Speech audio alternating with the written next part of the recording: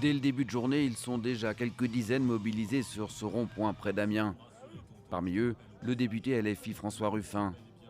Pas question de désarmer, les militants à Amiens comme ailleurs dans le pays veulent croire à une mobilisation record ce jeudi. J'espère en tout cas que les gens vont se réveiller et que ceux qui n'étaient pas encore dans la rue vont pouvoir nous rejoindre dans la rue et dire à Macron que sa réforme on n'en veut pas et même sa façon de gouverner on n'en veut pas.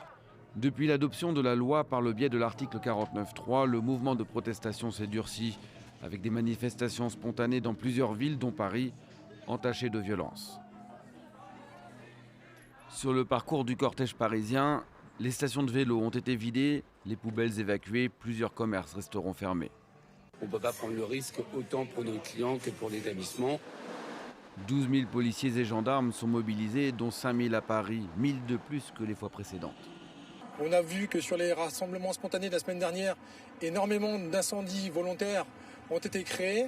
Donc on redoute notamment ce type d'exaction à l'égard des commerçants.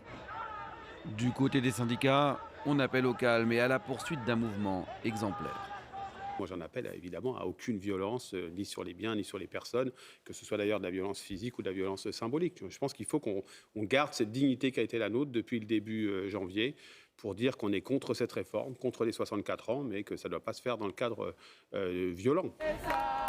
Un mouvement qui pourrait se poursuivre encore. L'intersyndicale se réunira à l'issue des manifestations ce soir. D'autres journées de mobilisation devraient être décidées.